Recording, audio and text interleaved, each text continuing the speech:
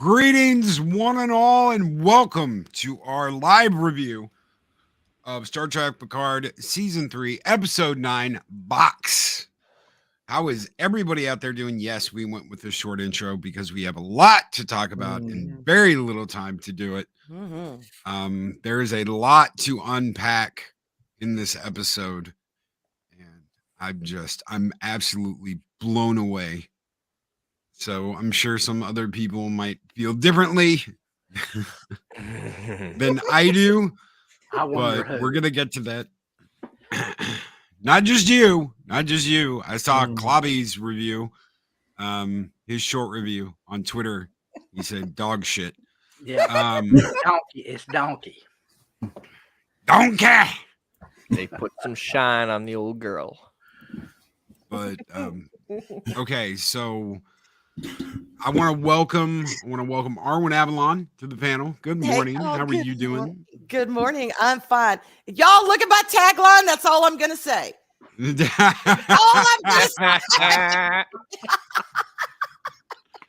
I'm great. I'm on my third cup of coffee, and I'm ready to roll. Ready to do this. All right. 24/7 Fusion Media is here, guys. If you haven't checked out 24's channel, check it out. How are you doing, my friend?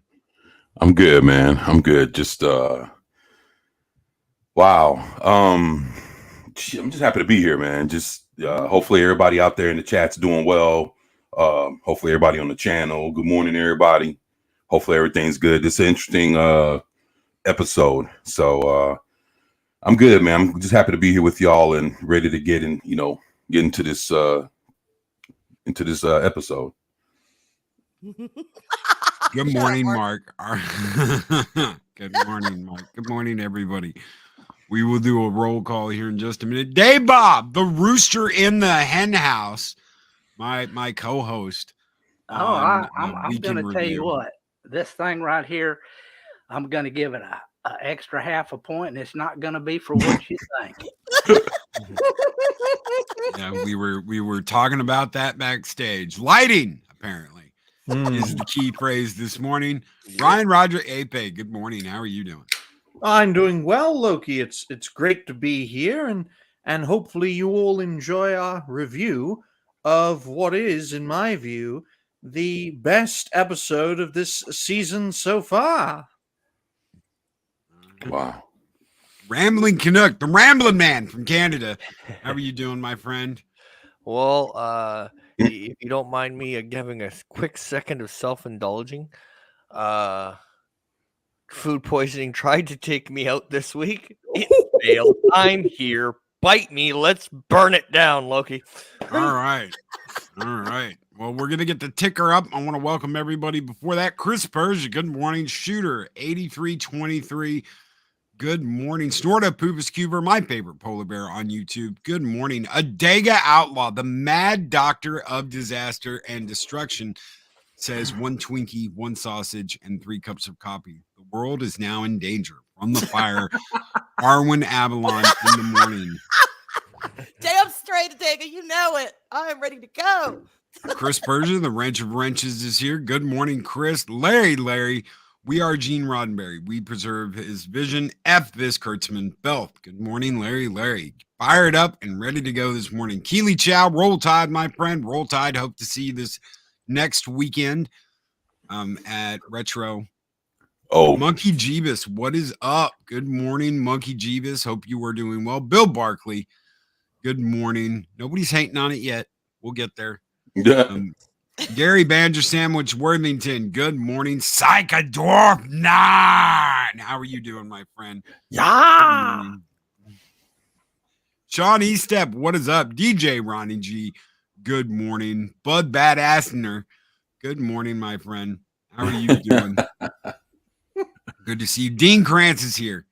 Is anyone else as disappointed in the episode as I am?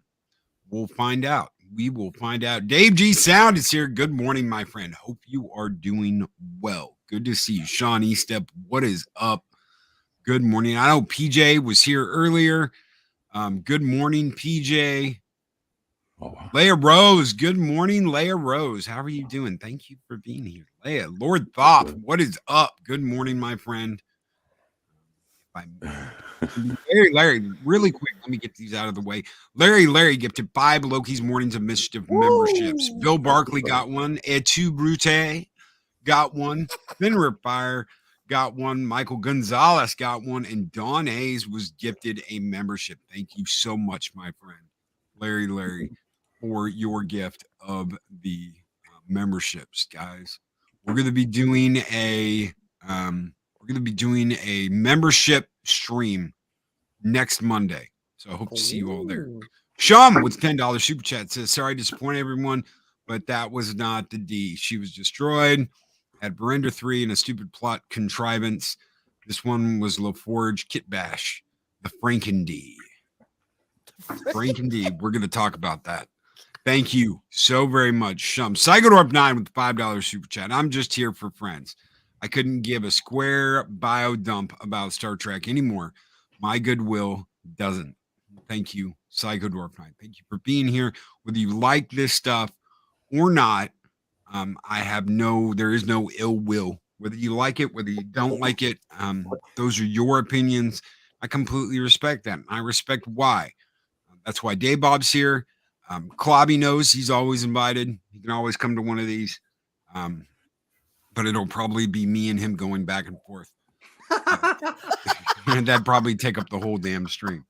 So, but good morning, everyone. Thank you so much for being here. Thank you for being a part of this crazy trip we've had. We've got one more episode, and I hope you all come back for the final talk we're going to have about this whole thing the week after next. So let's get the spoiler ticker.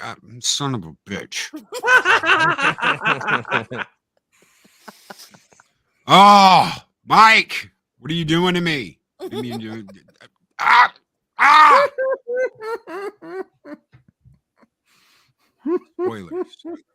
All right. Okay. So what a crazy episode. I'm still kind of shocked. Kind of living in shock. How many of you, and we're going to go around the panel, how many of you, after seeing this, without even seeing the finale yet, how many wish this had been the first season of Picard? I think all of us. Oh, hell yeah. Yeah. Even though I did find it okay. This would have been fine if this would have been the one in like a standalone. Mm-hmm. Yeah, one and done. Yeah. And yeah, that's all we really needed. That's all we really needed. Loki, I don't know if you were here or not when I was saying this to them, but I don't know if this was intentional on the writer's behalf, but this season, it is built to where you don't need the other seasons at all. You don't need backstories. You don't need to know what happened. Everything is contained, and all you need to know is in this one season. So you can go straight from TNG to the movies. And if you want to see, a continuing story, you can go straight into this season. You don't even need the first two. It is definitely a standalone. Yeah, it should. It absolutely should have been the first season. Absolutely. 24. Now from the first 2 seasons, I've only seen about an episode and a half going into both seasons, and this should have been this is what should have came out of the gate to begin with. But I'll be honest, man. I think what's kind of really tripping some folks out is this, man. The turnaround is a complete 180, man. Wow, just to see what it was compared to what it is. Shit, night and day, man. Wow, yeah, I agree with y'all. Dave Bob.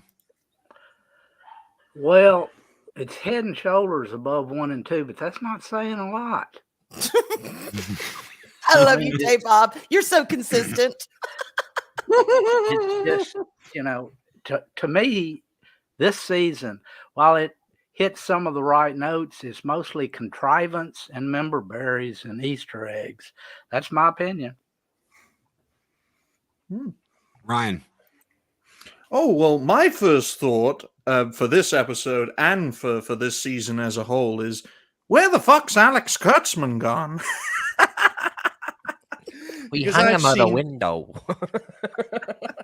I make the joke he must have been ferried away somewhere, because out of all the new Trek I've seen, and it's not much, just bits and pieces here, you can always tell a Kurtzman stinker. It smells worse than manure.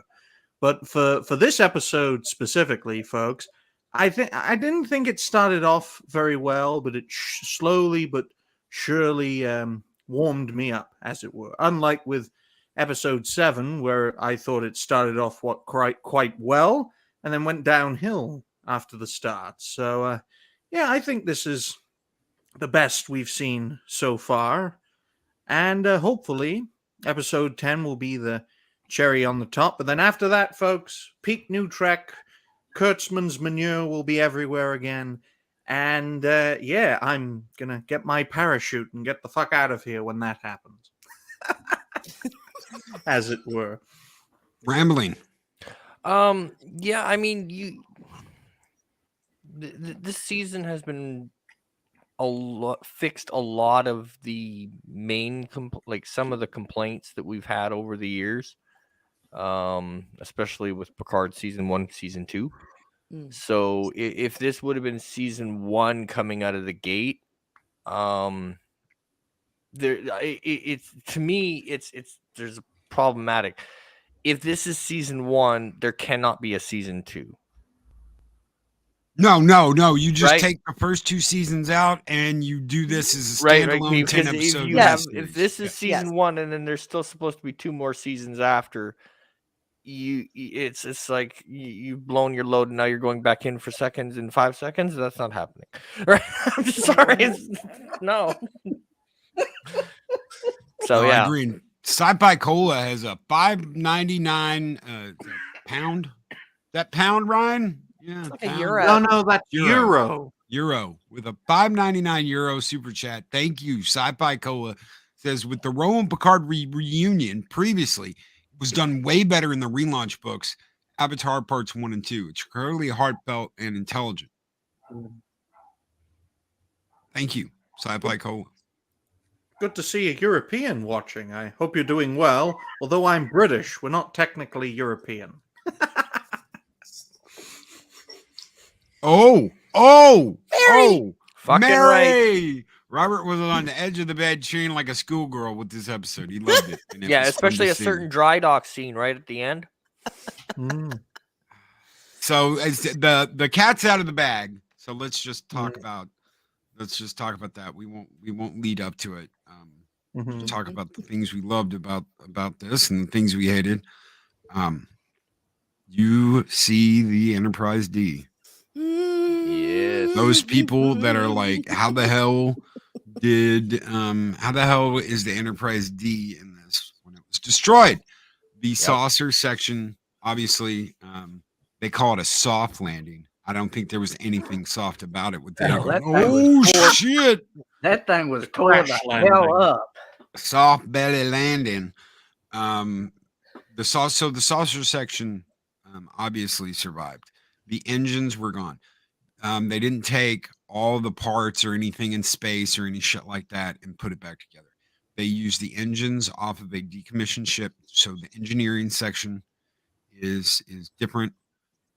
You do hear Warp at one point mention that the Enterprise E's destruction was not his fault. Yeah. I don't know if they were talking about. weapons better. Yeah, he liked the weapons. I preferred the tactical systems on the Enterprise E. Yes. He should have Obviously. also commented, and the lines. Who put a Klingon in charge of a Federation starship? This is why we don't do that, people. Well, he was a great commander of the Defiant. Worf was an excellent leader on the Defiant. So, Little that was a Federation Klingon ship if I ever saw one. Well, it's interesting. So I heard, I do want to get everybody's view on this, but really quick, I heard that from Stowe friends that played Stowe with us and SSO with me and Zero back in the day, that the Odyssey was going to be the Enterprise app. I'd heard that, and then that got confirmed to me yesterday, and the Odyssey actually has a Defiant-like ship in the tail section. If you go back and you watch the Odyssey, towards the tail, there's a circle of lights, and that is a miniature version of the Defiant. It's like a super captain's yacht that can dock, undock, it can detach from the ship, and it's like a miniature tactical ship like the Defiant. And then it just redocks in the tail. The Odyssey has what is called MBAM, multi-vector assault mode, kind of like the way the Prometheus turned into 3 pieces. The saucer section of the Odyssey can detach, and the tactical ship that's in the tail of the Odyssey can detach, and you've got 3 different ships in one. So you have the engineering section, you have the tactical Defiant-like ship that detaches from the tail, and then you have the saucer section that can go into battle. So it's got its own. And seeing Shelby, Bill Barkley, seeing Shelby come back was absolutely breathtaking. And it's the same actress. So I was just really, really surprised. I always felt I was one of those people that was like, did they make a mistake not killing off Picard and bringing in Riker as captain and having Shelby as his first officer? I always thought that would be interesting, and that we never got a follow-up with Shelby. So, well, and in some of the books, they did follow up with that, because she was making secret Borg tech. So there was a stealthed out version of the Defiant. It was a black Defiant class ship, painted black. It was a stealth version, obviously, because they only had one cloaking device, the Romulan cloaking device for the original Defiant. But this was a low profile stealth version of the Defiant that Shelby helped build, and that was Picard and some of the crew were on that after the destruction of the Enterprise D, before they were given the Enterprise E. So this is a midway the semi destruction of D. Yeah, the semi destruction of D. So I want to go around the panel. What was it like when those lights came on and you saw that beautiful lady? I know Canuck. We will get to the fact that it wasn't the E here in a minute. But Arwyn, what did you think when you saw that beautiful ship? Oh my God, y'all, when I saw the D, my eyes just popped out of my head. I was so excited. And yes, okay, I know there might be some people out there, oh my God, I don't know how Jordy would put it together again. But who cares? It's like people nowadays taking old, ancient, messed up cars that you think are never going to run again. And, they spend their time and their love and their energy, 20 plus years restoring the cars just for the sake of the joy of doing it. That was Jordy, y'all. That's what he did. So when he's like, 20 years, I just, tinkering and doing this, and here it is. I was there for it. And oh my God, when they walked on that bridge, lights, y'all. How many times have we been bitching about how dark this season is? This whole show is so dark. And then doom, there's those lights, and they take their place. And y'all, I'm going to say it again. I said it last week, and I'm going to die on this hill. When does it cease to be member berries? And when does it start being what the hell we wanted in the first place? It is Picard. We need to see all these characters. We have to see them. If we don't, you're going to get the first 2 freaking seasons. We want to see them. They are supposed to be there. This is what we want. Next Gen was my first Star Trek. My favorite is DS9, but my first Star Trek on my own was Next Generation. And I will, even with crappy episodes and everything, I will love that show because that was my first one. It helped shape the backdrop of my life, literally. And when I saw that ship and I saw that crew, I didn't see age. I didn't see, shitty Picard Star Trek episodes before this. I didn't see, oh my God, where they been all this time. I saw the ship and I saw the crew. And y'all, I spent most of this episode squalling, crying. I had like snotting and tearing and tissues, and I was, oh my God, 3 cups of coffee, y'all. I'm here for it. That's all I'm gonna say. I'm here for it. So yeah, Loki, I kind of dug that scene. Yeah, just a little bit. Pacific 414 says, I did shed a tear when I heard Majel Barrett's voice again. And in my opinion, she's the only voice for the computer. Yes. Nicholas Glenn from Echo Base Network says, perhaps today is a good day to die. Prepare for ramming speed. Here for it. Considering what the D has to go through facing an entire fleet, they probably will. DJ Ronnie G says USS Odyssey. I thought that was Galaxy class. It was. This is the Odyssey class. So whereas the Galaxy class, the Enterprise D, was a Galaxy class ship, the new Enterprise F is an Odyssey class ship. So they named an entire class Odyssey. Yeah, because the original the Galaxy class Odyssey got destroyed in DS9, didn't it? Yes. Yeah, it was destroyed by the Dominion. That was they sent their ships to ram it. MB Geeks Bar and Grill with $5 super chat says, seen the Enterprise D again. That was my first ship from my first experience with Star Trek back in '87 when I was 6. I had to pause it to wipe my tears of joy away. Come on. That's exactly. And it calls back to that first episode where Riker's bitching about, no one wants the D. It was a good ship. Oh, the fat one. I remember everybody talking so much shit. See how they disrespect TNG? They call the Enterprise D fat. And you see the Enterprise D rebuilt. Beautiful. Thank you. Beautiful. Thank you, MP Geeks Bar and Grill. Sci-Fi Cola with a €5.99 chat says, I really enjoyed seeing Shelby again after so long, and her speech felt like a love letter to the fans and especially to Enterprise fans in particular. Absolutely. A real love letter. Not that shit that they pulled with the chef. That's all I'm saying. Sorry. 24/7. What did it make brother? you feel like seeing that beautiful Enterprise D fly out of space dock? When I saw it, it looked pretty good. It's something that we all haven't seen grace any screen in a very long time. And to see it up the way it's supposed to look, man, I don't know, man. This is one of those deals that, of course, people are gonna feel the way they feel because this is season 3, and it was 2 dumpster fires of a season before this. But man, just to see this pop off the way it did and the way it's twisted and turned, trust me, at this point, people don't even trust Star Trek. Mm-hmm. But this is something different, man, and probably it's probably a one-time deal just because of who's behind the helm on this. But man, to see everything pop up and light up was it was very interesting. And to be honest, let me just say this one thing.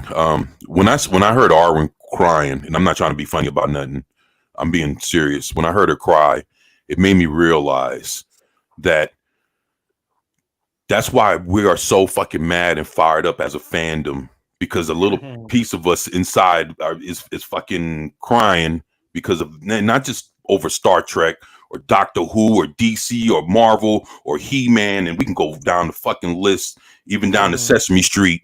Man, look, we look this what we've seen in the last decade has been something that if you're a fan and you love this shit, man, this is something that's been fucking tearing our hearts out, man. And that's why when you go to each and one of our houses, we either have a fucking stack of comics, we have hallways full of posters and figures, and we have video games, and we have soundtracks for these movies and TV shows. We got posters. We are, we grew up with wearing their underoos and having their fucking towels, and we even dressed our kids in this shit that we love, man. And just to see it all ripped out of us, it like I said, when I heard Arwyn cry, man, it made me realize, like, yo, man, this is something that we hold near and dear to our hearts, man. And we all feel a little something when it comes to looking at all this.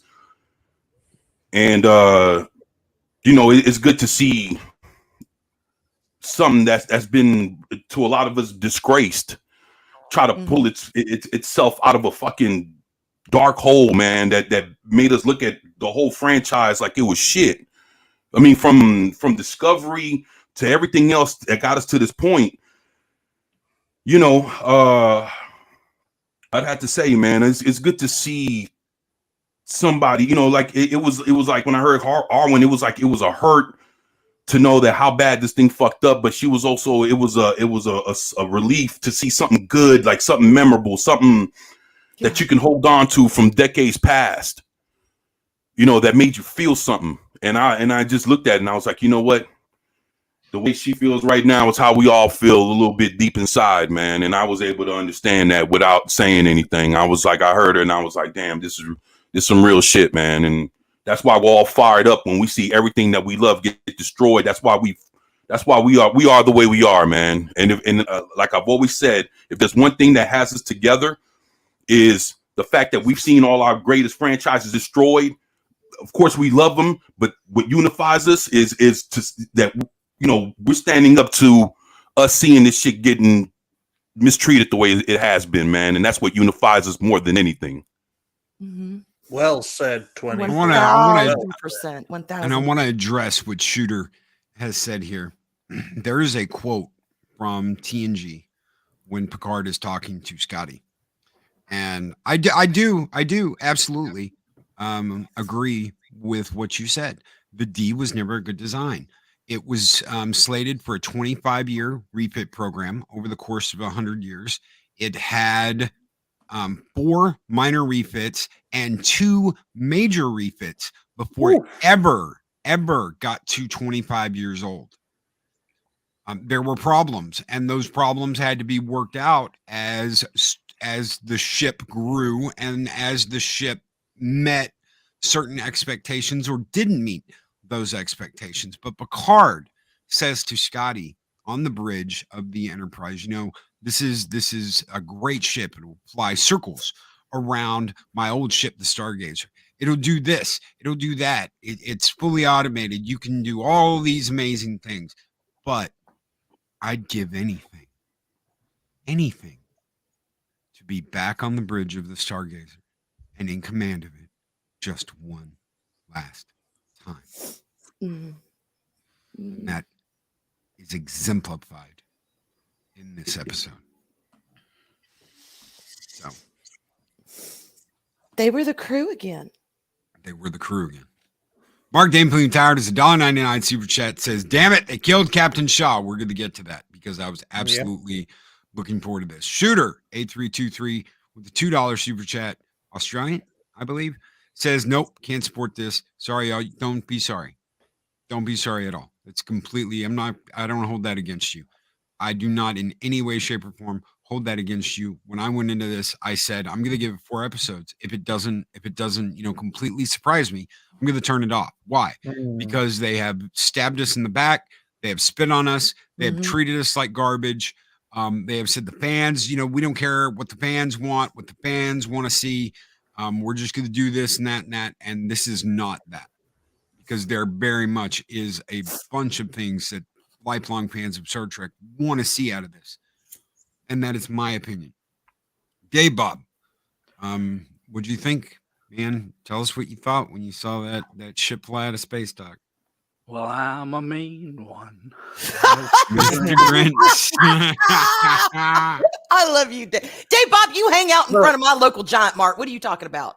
If I hadn't seen the last episode of season 2 of the Mando, this would have been, more of a gut punch.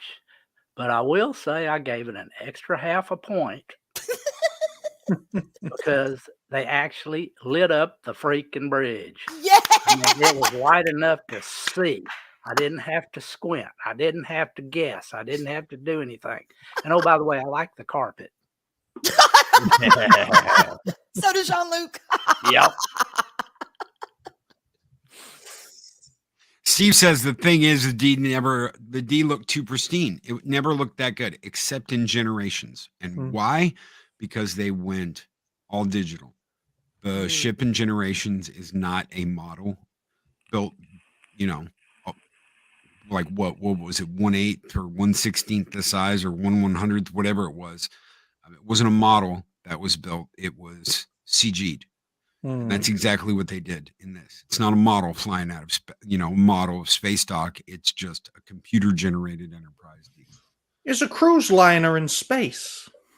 I mean, the Enterprise D is the personification of the golden age of the Federation. And as soon as incidents like the border wars and then the Borg incursion and later on the Dominion War came around, ships like the Galaxy class were a thing of the past. And it's good to see the ship making a return, but I've always seen it as a rather odd design. A cruise liner in space, how they go around, families on the ship, that sort of thing. TNG wasn't where I started, folks. It was Voyager, because I'm 23. If I was in this show, I would have been assimilated. Eliminate the unassimilated. I've got what was it, gray, like grayish black veins on my face, and it's like I am now Borg because I stepped in a transporter. And it was good to see the ship, but I'm of the view that it's too little too late. This is peak new Trek, and it's all downhill from here, unfortunately. But I want to see the power of plot armor, folks. I mean, 120 or 30-year-old ship going up against the entire Federation Borg fleet. Better get some more of those museum ships. About 40. You're right. About 40 years. About 40, 45 years old. Whew, that's a long time. That's like going into battle today with a T-34 tank. Yeah, get some other old ships. Get the Defiant and Voyager and all these other Enterprise A. Yes, get them all. Get all the ships from all the mothball ship scrapyards, rather, and then use them to take on this fleet. Because I want to quote Pod Racing Palpatine here. The Enterprise D is a garbage scow. No, wait, I was wrong. It should be hauled away as garbage. Oh. Deg is not a fan of the F. I didn't like it in Stowe and not in this show. Another odd design. Or maybe unique. The fact that the big bad is the Borg is so lazy after bringing in the changelings as well. Amen. Star Trek's greatest hits. Agreed. Yeah. Okay, I want to say something on that. Can I say something? Because I've been thinking about it. All right, I get it and I understand. I do understand why it's like, the Borg. But this show is called Picard. And I want y'all to think about Locutus, him being Locutus has always haunted him.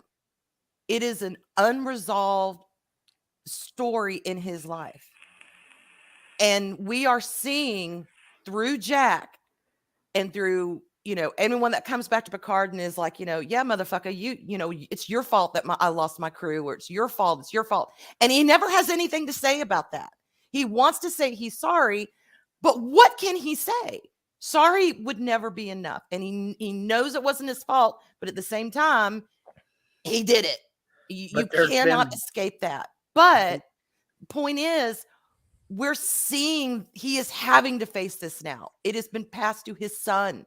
It is infected the crews. He has, it is almost like Picard's last stand. The sins of the father. Yes, the sins of the father. And now he is having to deal with this shit right there in front of him. And right. I appreciate them, pulling all this together. And maybe it's just, I'm biased because I love Well, I'm exactly there with him. It's lazy writing as far as I'm. 3 seasons, the Borg have been in every damn one of them in one way or another. That's a damn shame that they. Oh, there she is. Oh, Can y'all hear me? We can Now I now. can. Oh God, I've been ranting and no one's heard me. It like got all roboty and then Yeah. we couldn't No. hear you. Garbled like a Borg transmission. Oh no, I'm being assimilated, y'all. JJ Abrams. Good morning, JJ Abrams. He says, "What do you think about my bridge in 2009? It sucked the sweat off a dead dog's balls, And it JJ." was also too bright. But no, I'm there for the Borg. I really am, and because I think this is more of a okay. Locutus is coming back to haunt him, but now he can't escape it. He can't just walk away from the people that have accused him. He can't just push those demons aside. Now he's got to deal with this shit. It is here and it is real. And I'm like, so let's see what happens. How is he going to face this? He has got to face this once and for all. And I personally enjoyed Star Trek doing an Order 66 with the Borg, like activate all the young people, and then all the young people eliminate the unassimilated. That's something I haven't heard before. Eris made a comment this morning Mhm. and said they Cyloned the fleet, and I was like, "Holy shit!" I didn't even think about that. They Cyloned the entire fleet. They just took control. They sure did. Remotely. No excuses, no apologies. They're like, nope, this is going down.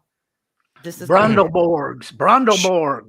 Shooter says the Borg is a Picard thing, but Janeway was a better opponent for the Queen than Picard. Supposedly, she's going to be in the last episode along with O'Brien and a couple other people that are supposedly in the casting of the show. Yeah, I think Tim Russ is coming back. So you might see Voyager again, folks. You never know. All the iconic ships fighting with each other against the Federation Borg fleet. Well, the Voyager was in the museum, wasn't it? Yeah, it was. Yeah. But see, it makes sense that she was a better opponent because think about something that you've gone through in your life, like some trauma you've experienced. Mhm. It is hard to go up against that if it flares back up. It's hard to go up against that effectively because you have emotional scars. And you can't deal with that sometimes as effectively as someone who's never been through something and it hits them. They may not have those scars to deal with it the way you would, and they can face that shit head on and say, nope, not today. Not today, Satan, back up. But if you already have that scar upon scar and that thing comes back in your life, you've got to dig deeper. You're not going to have that immediately to deal with it. And that's how I see Picard with the Borg. He was never able to get on top of it because he had so much trauma that he had to deal with that. And now here is his chance because it affects not just him, it affects his son, it affects the entire existence of Starfleet.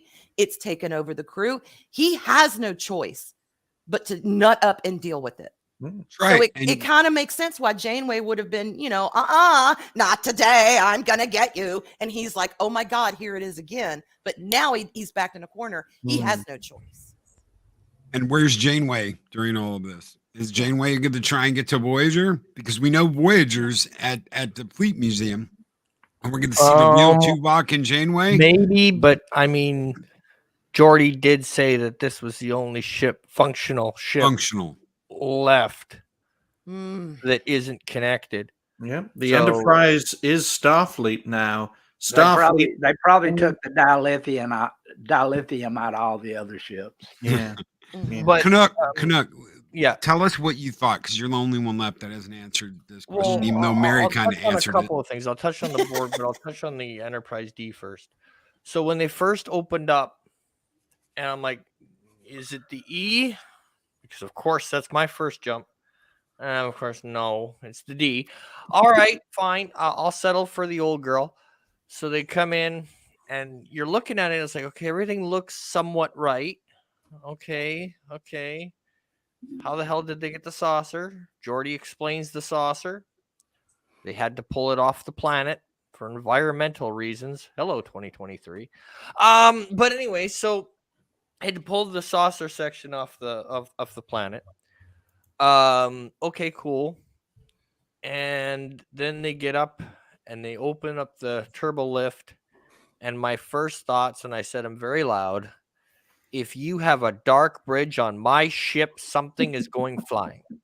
Because if they didn't light up that Enterprise D bridge, I was not going to be a happy person this morning. I was going to be. No, they really needed to rough. do that. They could not have a dark bridge on the No. Enterprise D. No.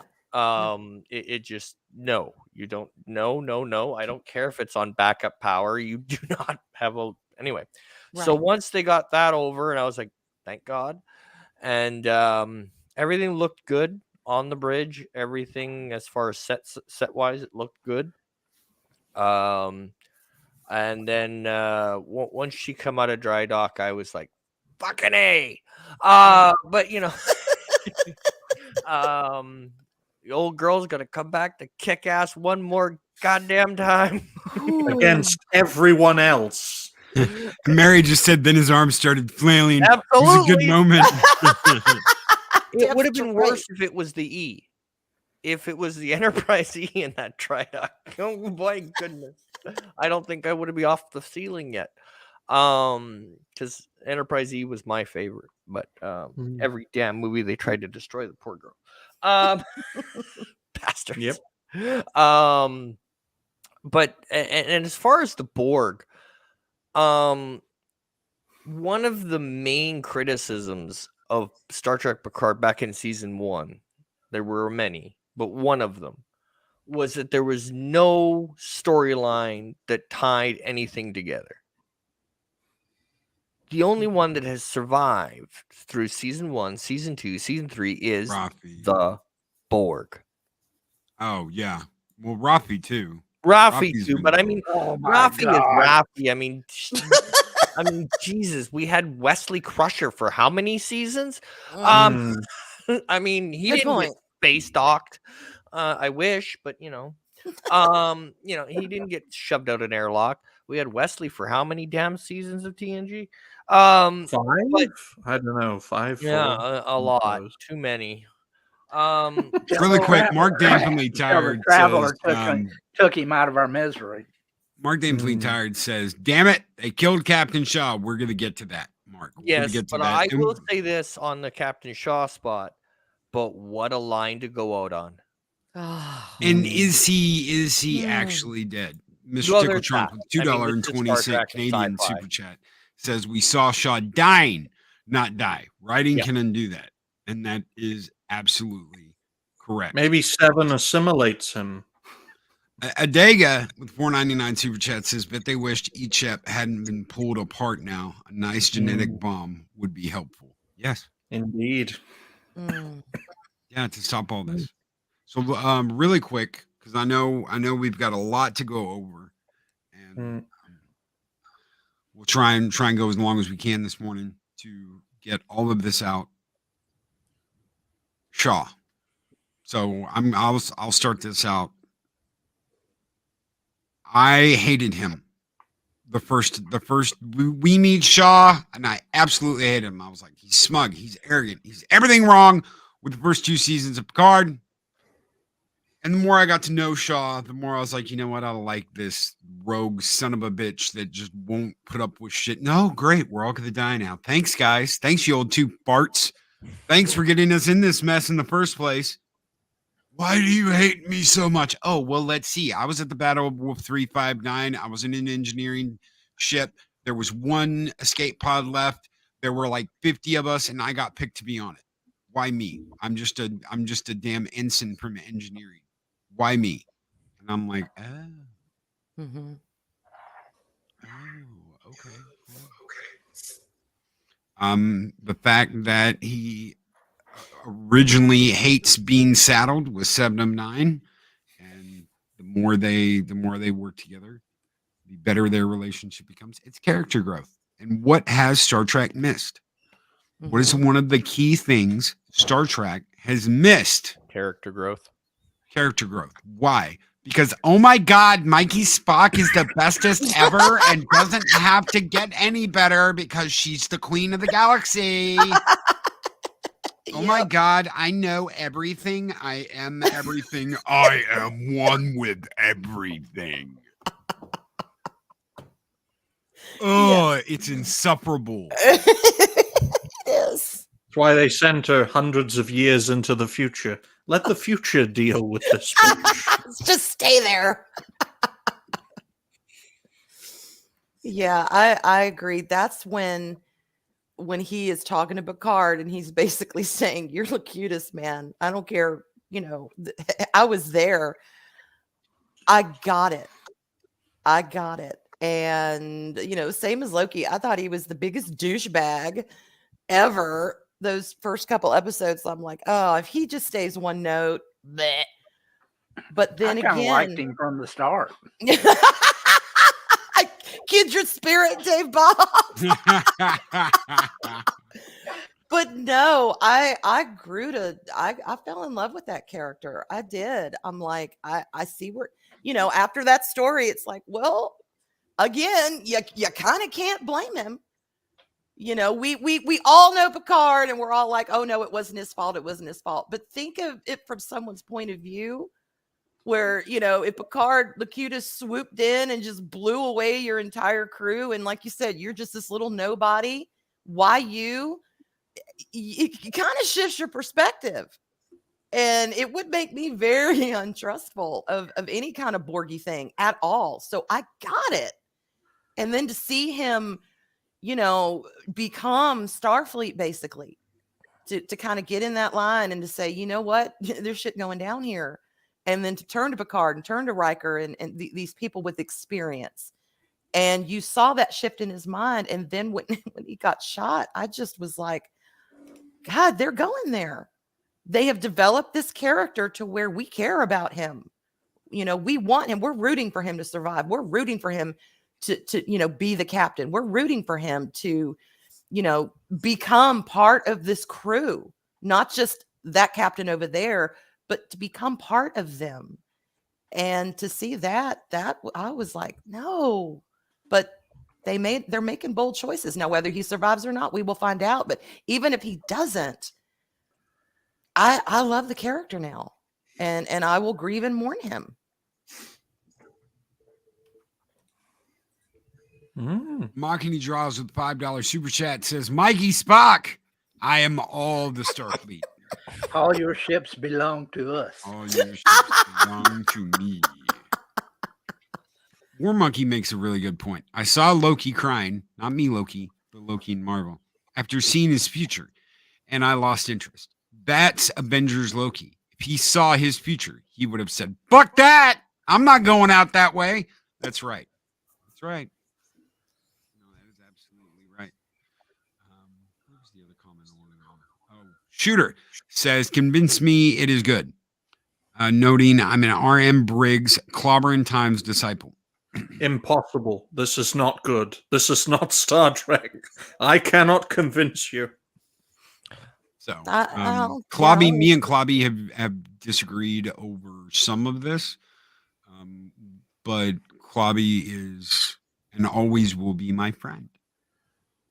I think that's where we get it twisted in this community at large. We come from a point where when we're having debate or having discussion, sometimes in the back of our heads, we think, well, I have to convince the other person, or they're not convincing me. It's not about convincing anyone. It's about coming together and having a sharing of ideas and sharing of opinions. That, to me, what it's always been about, not convincing anyone anything. Everybody has their own opinion, and everybody's opinion is right. There you go.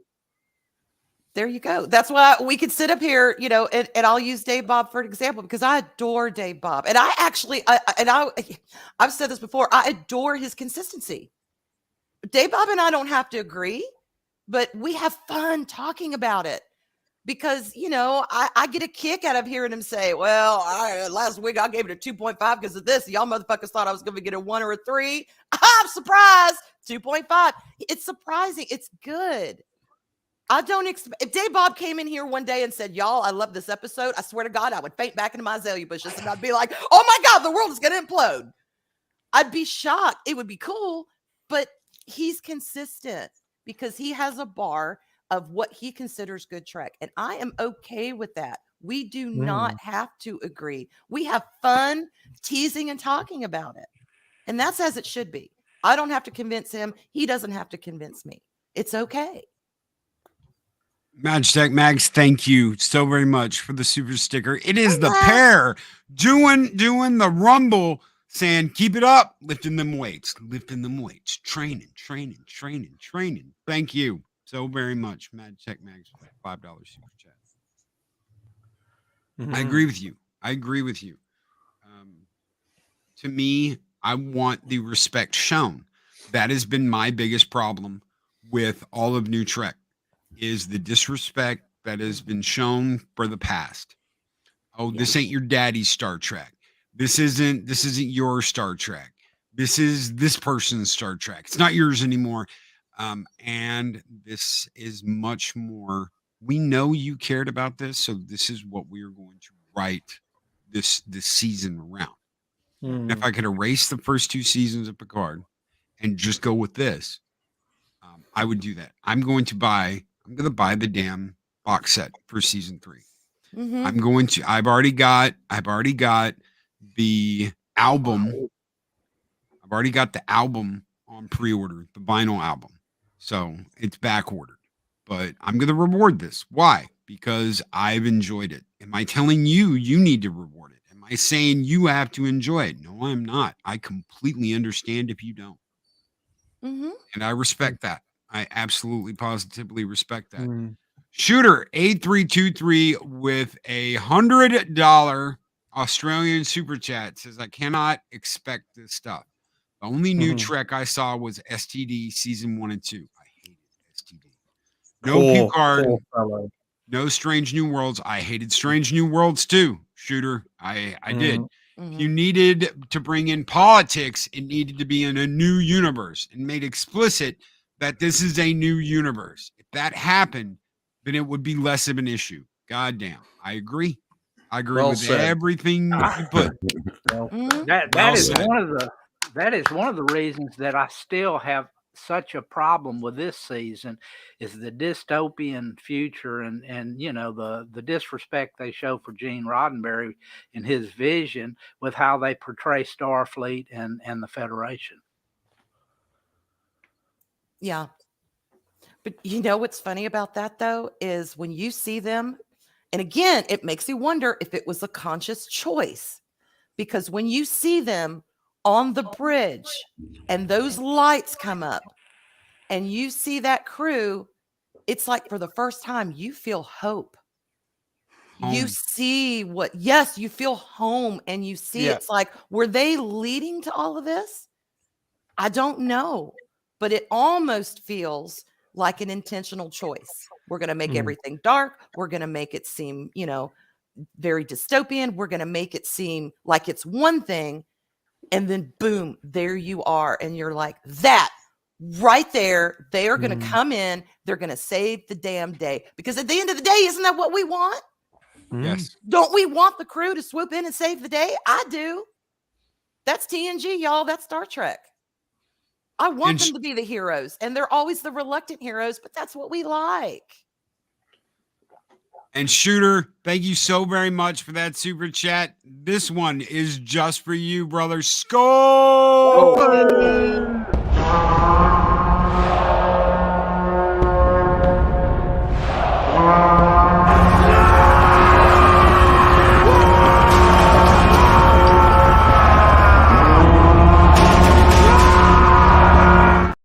Vikings going out to battle. Hell yeah. Silence. And silence. The sound of silence. Well, since we were in a silent point, ladies and gentlemen, I just want to point out, when something's 14 years old, you shouldn't call it new. We should call it Fake Trek. That'd be a good name for it. Fake Trek. Fake Trek. I think DC called it that for a while. Fake Trek. Oh. Crap Trek. Great minds think alike, folks. Star Trek disease. STDs. Yeah.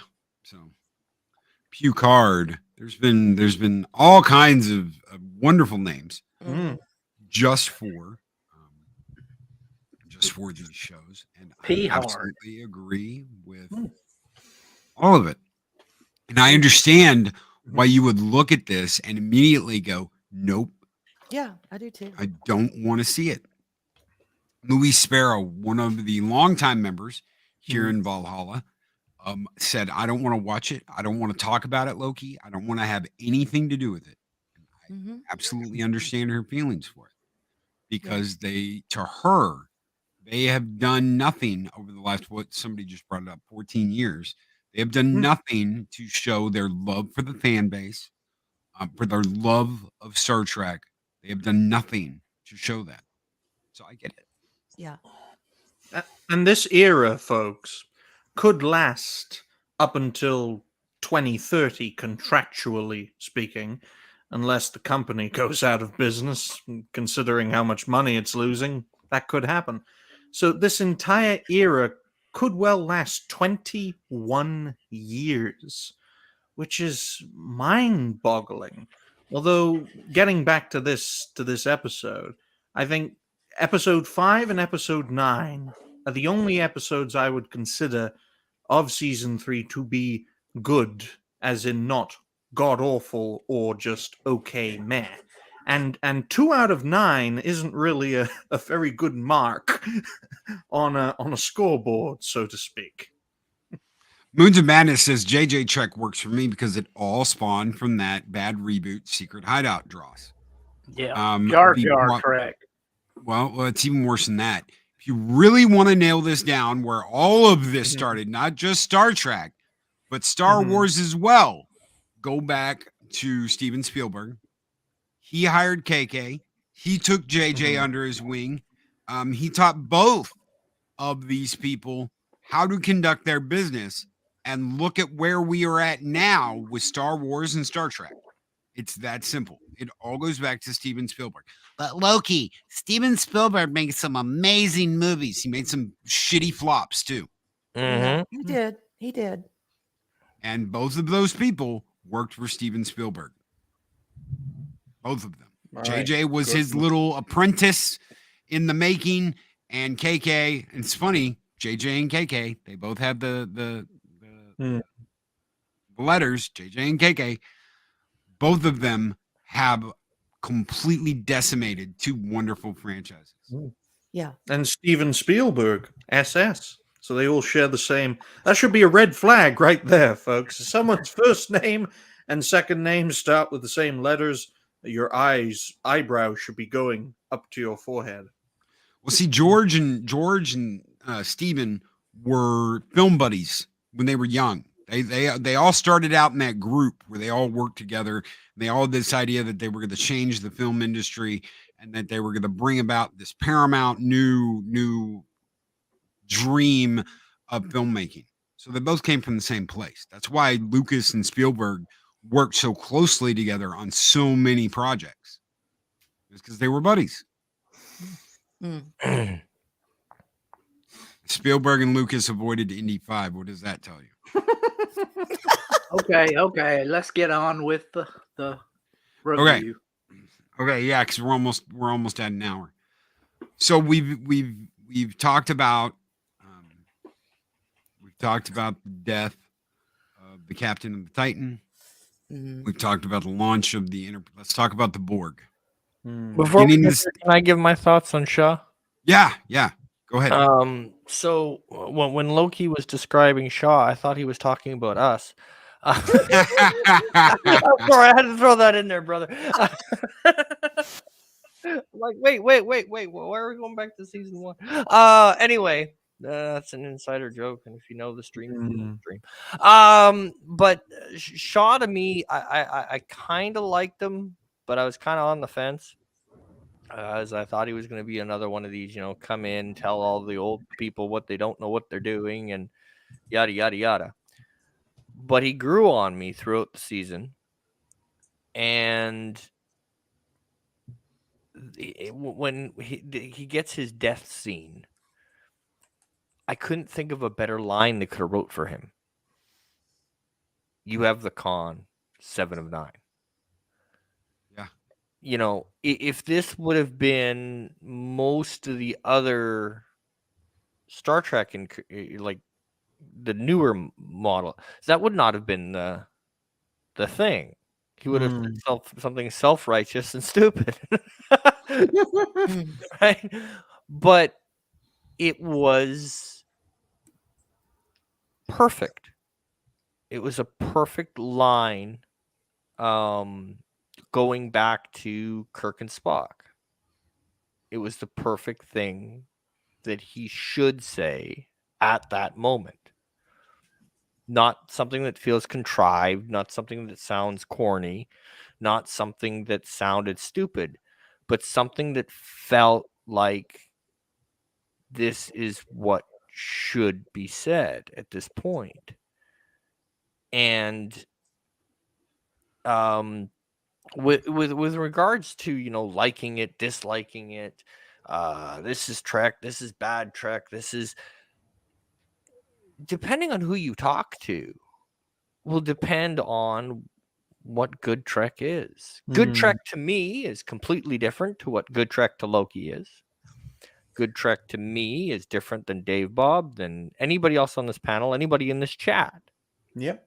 Yeah, that's true. Because again, I mean, just between me and Ryan, my introduction to Star Trek was the first Enterprise I ever saw was the Enterprise D. He saw Voyager. Yep. Right. So seeing Enterprise D get lit up in the lights means one thing to me than it does mean to Ryan. Yep. True. It's just like if all of a sudden Geordi would have said, I know she's old, and the doors would have opened and it would have been the NCC 1701, no freaking A, B, C, D, or E. Oh, we lost And the we host. lost Loki. Please continue rambling. I do? It wasn't me. Right? No, I unplugged my mic and we plugged it in because apparently I've got some bad issues. It would have been the original Enterprise sitting there. For the original series fans, it would have hit differently than anybody else. Yeah. If the old girl was in dry dock and that's the ship they pull out. But they pulled out the Enterprise D. So everybody has their own thresholds. There's also a different, like, and I'm not going to get on a soapbox, but there's also different fandom, like different depths of fandom, right? There are people that enjoy something. There are people that go, you know, into bankruptcy over something. There are people that, so there are different degrees of fan, and not one or the other is better than the other. It's just the different way and the different, how different we are. If we all liked the same thing, all hated the same thing, life would be boring as hell. Yes, it would. I'm sorry, it just would. We'd be like boring as hell. And the last thing I'll say on this, Loki, and I'll let you get going because I know we're at 9:04, is here's the problem I have, and I'm gonna get my wrestling quote in for the week. Because it's the same thing in the wrestling world, and it pisses me off. We yell and scream and rant and rave. You don't listen to the fans. You don't listen to us. We said at least do this, at least try this, at least do this. And you haven't done it all, go away. And then they do. And we still tell them to F off. Yeah. I agree with that. And then we expect them to listen to us again. Oh, I agree. I agree with that. That is why I like grab your head, push it up against the wall, and just keep hitting. That is why I agreed to watch this season. Watch 4 episodes. I said I'll watch 4 episodes. I've got Robert Meyer Burnett telling me it's absolutely great. I've got PJ from the Orville Nation, who I respect greatly, saying it's going to be great. Terry loves Star Trek. Give it a shot. Just 4 episodes. Yeah. Hey, I'm not going to give up a chance to shit on Star Trek. Yeah. but my or point new is Trek, that even not Star Trek, not real Star Trek. even when it comes to Dave Bob, I totally respect his opinion because it's his opinion, Yeah. right? I can disagree, and we can go back and forth, and my beliefs on this, and everybody has their own headcanon. If we involve headcanon in this debate, we'll be here till 9 o'clock next Friday. Okay, let me get to a couple messages real quick. Yep. Mr. Tickle Trunk with a $11 Canadian super chat says, just because you work for someone great doesn't guarantee you learn the right lessons. Miyagi was right. Bad students do exist when they're conceited. JJ and KK are perfect examples of bad students. Mark points out, and thank you, Mr. Tickle Trunk. Mark points out that a Type 1 phaser was used when Jack Crusher. Where did he get that from? He picked it up off the desk. I don't know where he got it from before. I don't know if he just had it. I don't know how he got it, but he had it from before. He had the Type 1 TOS phaser before, not just in this episode. I will give him that. I will give them that.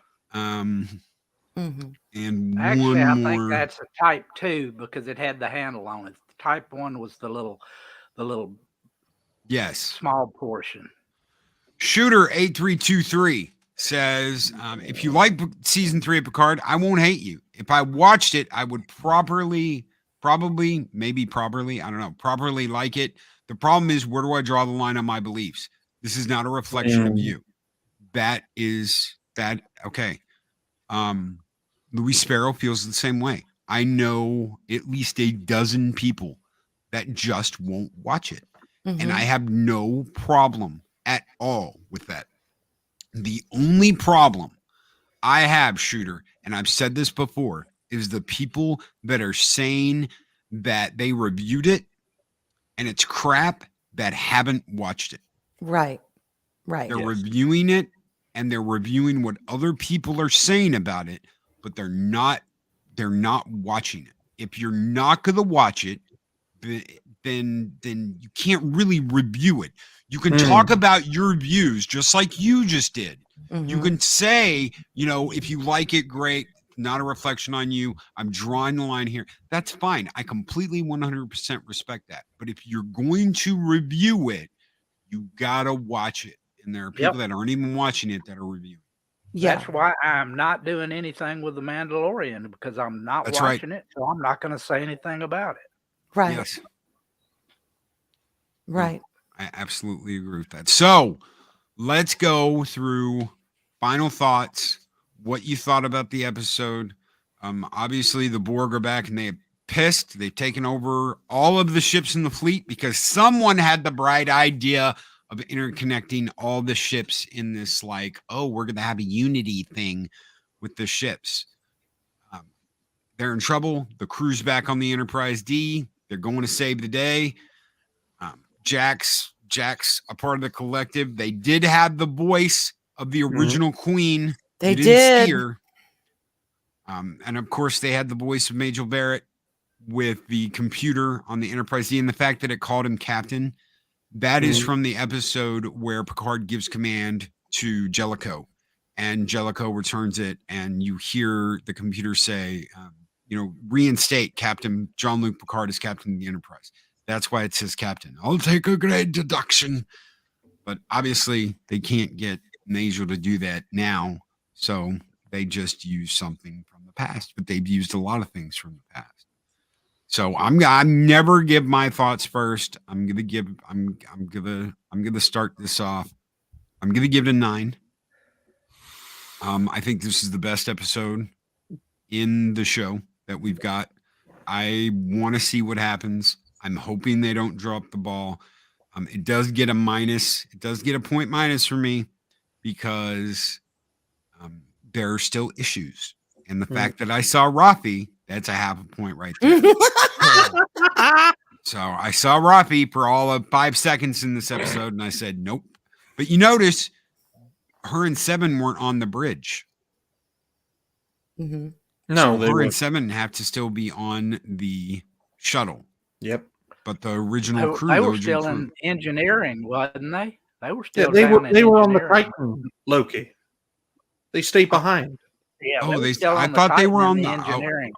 Okay, I thought they were on the shuttle. They I were thought they were still on the with shuttle. Shaw. They were still Okay. wherever. Yeah, they were still with Shaw. And Okay. that was appropriate. They did not need to be on that bridge. No.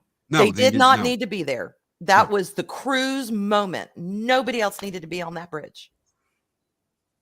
Agreed. Mhm. So I'm going to give it a 9.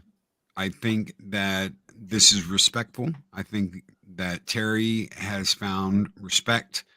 I didn't like the fact that Shaw died. I wanted Star Trek Titan is what I wanted after this. I want Star Trek Titan. I want Shaw and Seven as a crew. Give it to Seven eventually, whatever. But I want Star Trek Titan. I would have really liked that. Now, whether Shaw's dead, I understand we didn't see him get get shot out into space in a torpedo tube, and even then, there are ways. Yeah. It's He Star can land on a Trek. planet and come can back land. alive. That's right. We saw a Genesis 2 device. God Yes, help we did. us. Horrible Nation says, I don't think Shaw is dead. I freaking hope not.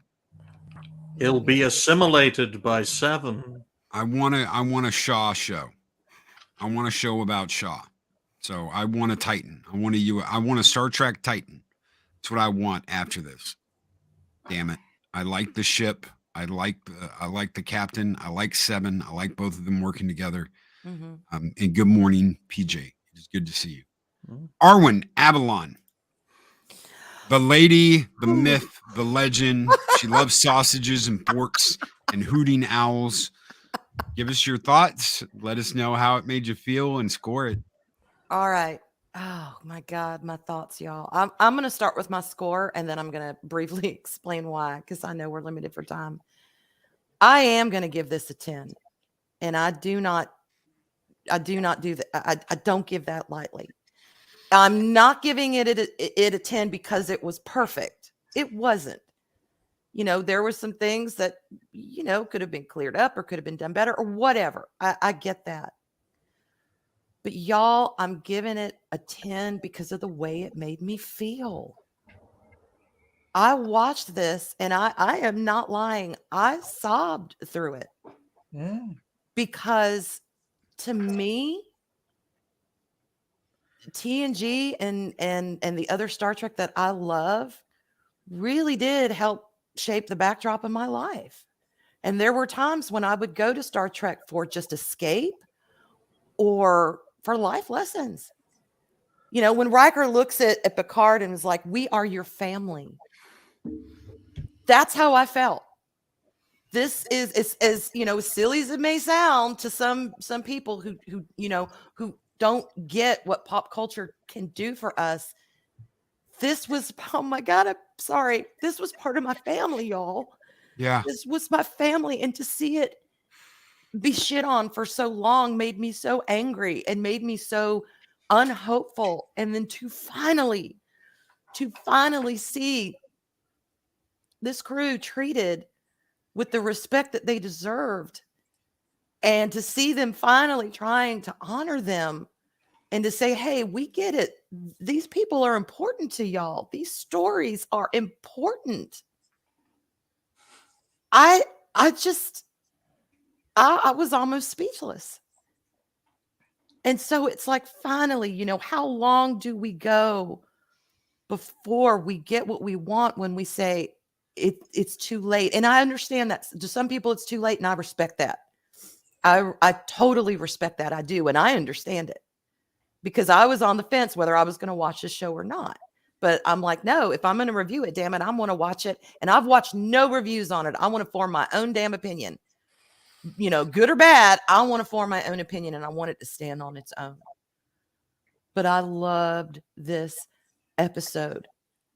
It did. It hit all the feels. It clicked all the, it ticked all the boxes. And it gave me what I have been wanting from the very beginning when I heard they were going to do Picard. This season, standalone. Fuck season 1 and 2. This season right here. It's not perfect, but damn it, it is the most perfect that we have gotten so far. So yeah, I give it a 10, and I can't wait for next episode. I can't. And I'm thankful they're at least trying to give us what we want, or at least me. I'll just speak for myself. They are giving me finally what I want, and I'm enjoying it. I'm thoroughly enjoying it. So yeah, a 10 for me. I absolutely agree with that. 24/7 Fusion Media. Brother, tell us what you thought about the episode. Tell us how it made you feel and give us a score. I thought it was actually put together rather interesting. One thing that I enjoyed that I've never seen was a scene in any movie or TV show of anything Star Trek related that you get to see, even though it ended up tragic, but you get to see, for the first time, all the Starfleet being celebrated at once. I thought that was interesting when I saw the fireworks, and then it just kind of reminded me of Star Trek Online when the one ship just came out of the center deal, and just kind of took a right turn and kind of just started going off into space. And then you see all the fireworks. I thought that was pretty cool. I said, you know what? It was good to see a scene where Starfleet was being celebrated. Even if it did last for a few seconds, it was good to see that, man. But I think this whole thing paced pretty well.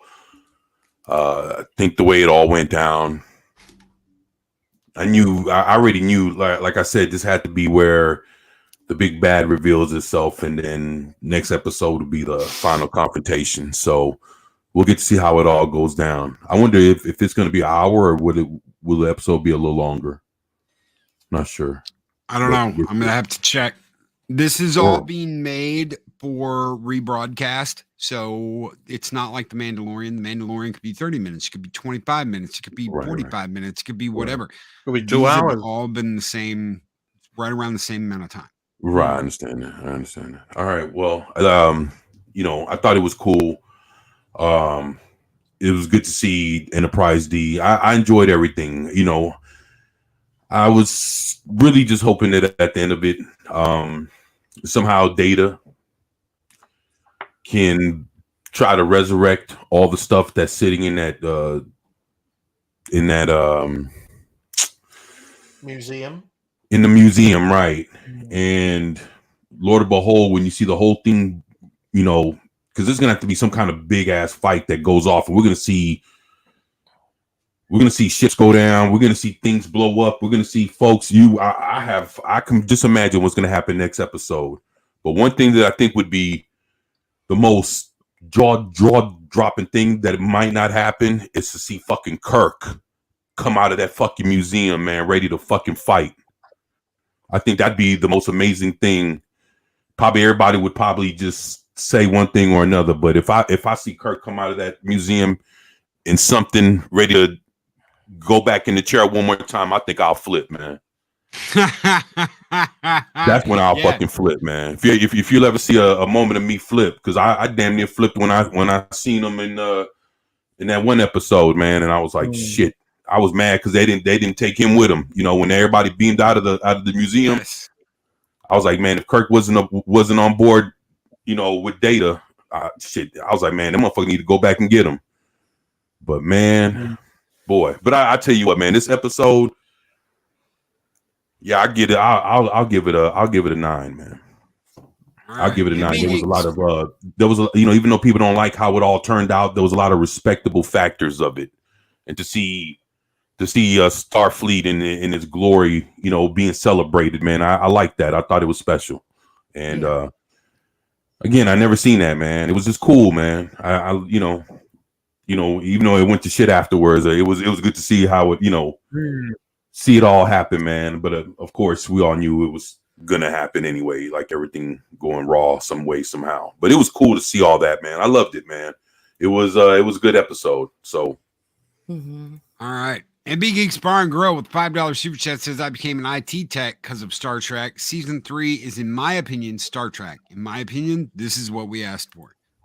I agree with that. Dave Bob, doesn't agree with that, let us know. Well, Let us know. And I'm not banging on Dave Bob. I completely respect his opinion. We love Dave Bob. We love you Dave gotta Bob. remember. You gotta remember one thing. I started watching this back in 1966 when it first came out. I mean, that's just the way it is. However, I will have to say that as cold as my heart is, I'm actually going to give it a 3.5. There we go. It got the 0.5 from the bridge being lit up. Strictly. I find it derivative. I find it lazy writing. I find it member berries. I find, just it's totally just taking a page out of the Mandalorian. Last thing in season 2. When Luke Skywalker came back, don't get me wrong, it's everybody was cheering for it. Even I was cheering for that. However, this right here is just, like I said, it's derivative because it's just basically still in the same premise. The Borg, look at my little title under my thing. It's Brundlefly. It's because of the fly when he teleported, and now it's Brundle Borg. That's what I call it because it's derivative of that. The Cylon thing know. too. Like Them taking said, over the fleet, just like the Cylons. That's not the only thing. I agree. Yeah. The vision of the future is my main problem with this new Trek, Kurtzman Trek, whatever you want to call it. It's too dark. It's too like Jack. Jack was saying in the while he was talking, Jack, all he saw was the stuff, the bad stuff that's going on here, the wars, this, that, blah, blah, blah, blah, blah. Starfleet, I know it's not perfect, and I know the Federation is not perfect, but it's a damn sight better than what they're showing it to be in this series. So 3.5. That All right. speech that Jack gave just summed up previous Trek. The last Trek that we've gotten. That's kind of the way I saw it. I'm like, yeah, you just summed up what the shit we've been getting all this time. Mark says you sold out, Dave Bob. Almost a 4, Dave Bob. That was almost a 4. I'm so proud of you. Roger Athay, let us know what you thought about the episode. Let us know how it made you feel, and give us your rating. Well, I'll keep it clear and concise. I don't think it started off very well, but as we went through the episode, I saw it yesterday, it got slowly but surely got better and better and better. I did say that this was the best episode of the season so far, tied with episode 5. I think I gave 5 a 7 out of 10. So I'm going to give episode 9 a 7.5 out of 10. And if they pull it off with episode 10, Loki, I might be tempted to give that an 8 out of 10. And 8's the minimum for good, folks. So everything so far has been either god-awful or okay to meh. But if they pull it off, final episode, I'll give it an 8. But this is a 7.5 from me. Okay. Now on to Rambling. Rambling Canuck, the Rambling Canadian. Let us know what you thought about the episode, how it made you feel, and give us a score. Well, for me, I really enjoyed the episode. At first, I was a little weary, especially when they brought in the Borg. Just because, on one hand, the Borg can be an awesome big bad. On the other hand, as Voyager proved, if you pull that card too many times, it loses its majesty. So for me, I was like, okay, how are they going to do this? And I was really pleased with the the way they brought in the Borg. I was really pleased with the whole transporter thing. It's new, which is something we yell and scream we want. Give us new ideas. So they come up with a new idea, and then we trash the new idea, and they go, well, frig it. And then they go back to ripping off old stuff. So I think it was a really creative way of doing the mass assimilation. And so I'm okay with it. The minute the Geordi says, I know a place, I knew where they were going immediately. They were going back. I thought maybe they were going to get Voyager, just because then you'd have 7 of 9 on the bridge of Voyager again. I was pleasantly surprised to see the Enterprise D. I would have preferred the E, but I'll settle for the old girl. The only thing I didn't like about the Enterprise D was putting together that damn model set. Because if you think balancing 2 engines in thin air is a pain in the butt, try balancing that stupid saucer section that weighs about 100 pounds without it falling over and knocking it off the damn. Anyway, yes, my childhood. So I really enjoyed it. For me, this is everything that season 1 should have been if there was only going to be a season 1. That's my only disclaimer with that. If there was only going to be one season, this should have been it. I don't think you could have made this season 1 because where do you go from here? So in that sense, it's in the right spot. It's just, do you really need season 1, season 2? I have a feeling the end of season 2 is going to play into the end of season 3, but I'm hoping I'm wrong. From my understanding, the drummer from Scott Pilgrim is not involved in the season of Star Trek at all. So Yeah, keep your Battery fingers crossed. Eater is gone. Well, no, the reason I say that is we see the Queen. So she doesn't have to be involved. What did Picard do at the end of season 3? Showed mercy and let her get away. So, yeah. I'm a little worried, but we'll see how the last, as long as they don't, pull. I mean, the last time we had a big Borg cliffhanger with Picard as Locutus, the second episode wasn't as good. So we're going to go 9 on this one and pray they stick the landing. Okay. All right. Thank you, brother. Brandon Anamaya says Borg's firm. No, they altered his DNA and gave him something that looked like Aromatic Syndrome, which actually ties back to All Good Things and his death in season 1 of Picard. DJ Ronnie G with $5 super chat says, I just didn't appreciate how the skeleton crew went straight back to Earth without spending time discussing strategy. Missed opportunity. I can see that. If you're talking about going back in the Enterprise D, we may get that. If you're talking about when they were going in with the Titan, that I agree. One thing, Loki. Shoot. Being the original series person you are, I guess Bones was right, eh? Stay the hell away from the transporters. Stay the hell away from the transporters. Don't want you scrambling my molecules. Damn straight. I mean, I guess he had it right all along. Don't always treat her like a lady, and she'll always get you home. Yep. Yeah. And they're riding back home in her. So really quick, everybody, we're going to go around one more time. We'll start with Canuck and go backwards. Tell us where they can find you and what you're doing. Canuck. I am basically Rambling Canuck or History with R&R. I run both the channels. I have karaoke this Saturday.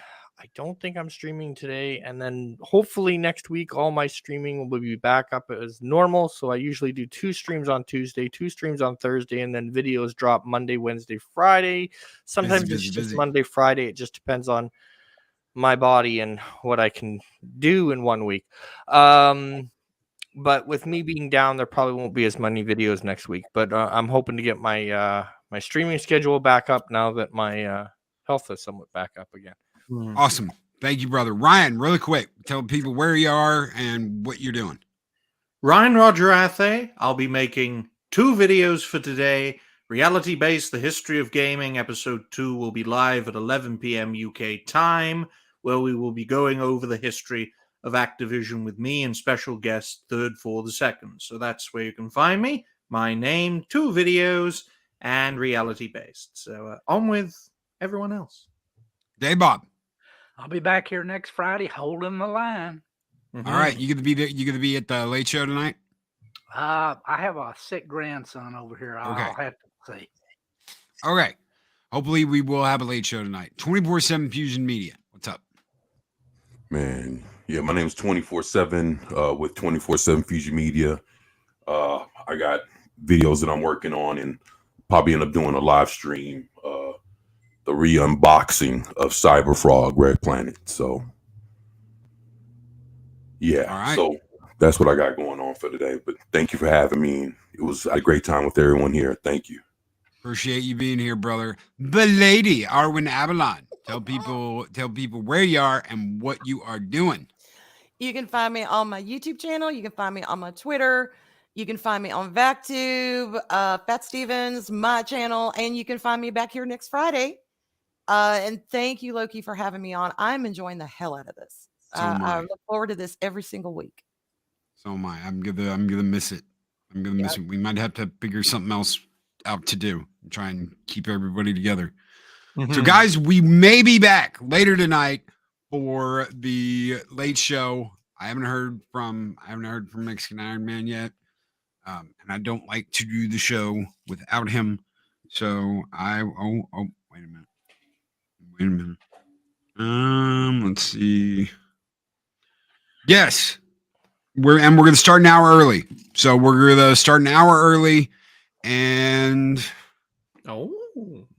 we will be here 9 p.m. tonight. So guys, thank you. Cool. Thank you to this panel. Thank you everyone for being here. 9 p.m. Central Standard Time tonight for the late show with Mexican Iron Man on this channel. Everyone take care. Be excellent to each other. Always speak friend to enter. We'll see you guys next week for the big finale of Star Trek Picard Season 3. Have a great one. Everybody. Bye. Bye for now.